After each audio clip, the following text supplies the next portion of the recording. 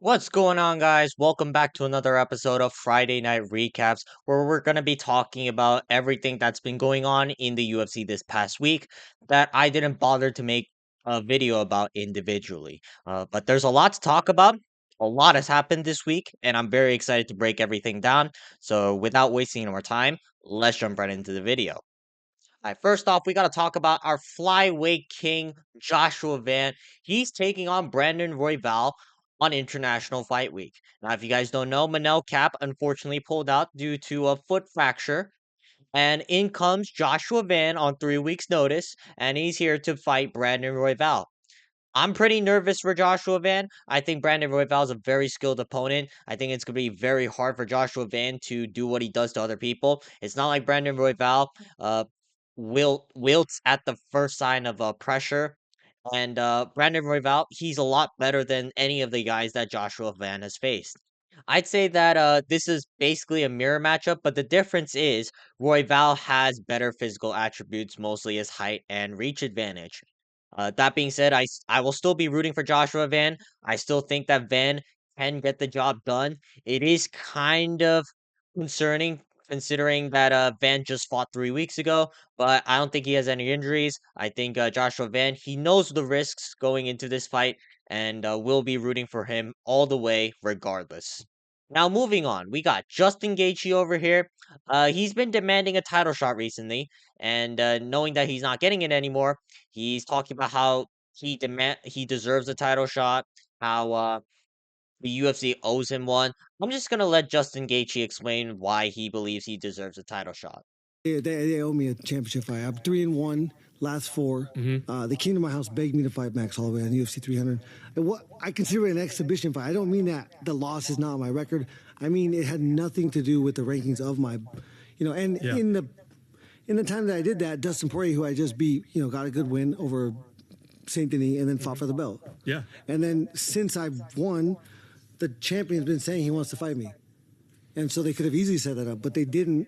Then he vacates, and then Oliveira's 2-2 in his last fight. Already has a loss to Makachev, and they bring a brand new guy in, and I get again. So I'm not going to fight any of these.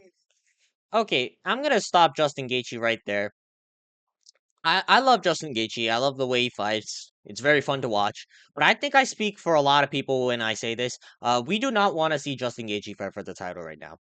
Justin Gaethje, he's already fought for the title twice, and he lost to both Khabib Nurmagomedov and Charles Oliveira.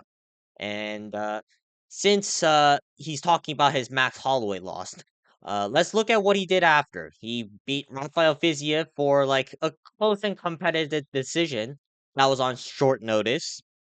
And I don't think that really warrants Justin Gaethje a title shot.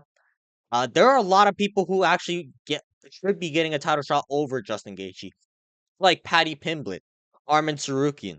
Now, if Justin Gaethje fought one of those guys, and then demanded for a title shot, I wouldn't have any problems with it. But only the win off Fiziev is very weak to me, and I frankly don't care to see Justin Gaethje fight for the title. I know that he's probably gonna lose to most of these guys, but if he can beat one of them within the top five, then okay, sure. I wouldn't mind seeing Justin Gaethje fight. It's just that a win off Fiziev on short notice in a competitive fight. Yeah, it doesn't really convince any of the fans that Gaethje should be getting the title shot next. But I guess he's not going to be fighting for a while. I don't know. Does anyone care really at this point? Because Justin Gaethje, there's no real point in him sticking around if he's just gonna demand for title shots and not fight at all. All right, moving on. Peter Yan versus Marcus McGee. I'm not gonna go too deep into detail because I already have a video about this when this fight wasn't even officially announced.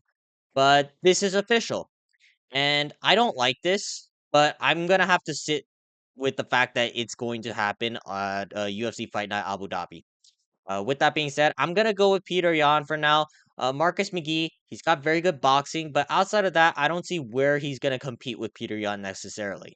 Peter Yan is a lot more well-rounded, and it's not like Peter Yan is a scrub in the boxing because if anything, Peter Yan's arguably one of the best boxers in the division. So I think Peter Yan should be able to win this fight over the course of 5 rounds. I do think there are chances for Marcus McGee, but if there are, it's going to be early. And once it hits round 3, 4, and 5, however, I think Peter Yan, using his experience and just his cold calculating style, should be able to figure out how to beat Marcus McGee. I think Peter Yan should win this, maybe like a 49-46 decision. There should be some competitive moments, but I'm expecting Peter Yan to pull through as the fight progresses. Now, moving on, Jared Cannonier versus Michael Venom Page. I don't mind this for either one of these guys. You have Jared Cannonier, who's coming off a win against Gregory Rodriguez, solid win, and you have MVP coming off a win against Shara Magomedov, and it looks like he's staying in the middleweight division permanently. I don't mind this for either one of these guys. I think it's great that Jared Cannonier isn't getting a power puncher in there or like a heavy grappler that can probably ragdoll him. I think Jared Cannonier has the tools to beat MVP. MVP, he's very slick, he's very fast, but he doesn't have that much output. We've seen that in his fight with Ian Gary, Sharon Magomedov, where he kind of stands outside of the void a lot and he waits for people to enter in. It's I don't think Jared Cannonier is really going to play that game unless he's looking to clinch up and close the gap. And I don't think MVP is going to throw anything to get Jared Cannonier to respect him. But that being said, MVP, he's a lot more skilled than Jared Cannonier, in my opinion. I think the lighter man's skill is going to show, especially in the early rounds. It's gonna depend on whether or not Jared Cannonier can use his physicality to close the distance between Michael Venn and Page. But I think it's gonna be very hard. I'm just glad that both guys aren't getting completely stuck to like some fucking grappling phenom or someone with like one punch KO power again in Jared Cannonier's case. But either way, I think this is a great fight for either one of these guys. I'm gonna lean towards Jared Cannonier, but I might go with Michael Venom Page. But regardless, I think this is gonna be a very good fight. All right, that's going to be another episode for Friday Night Recaps. Let me know in the comments down below if you guys want to see more of these episodes. I'm trying to make this a series, but I want to actually know whether or not people enjoy them. But other than that, make sure to like and subscribe, and I will see you guys next time. Peace.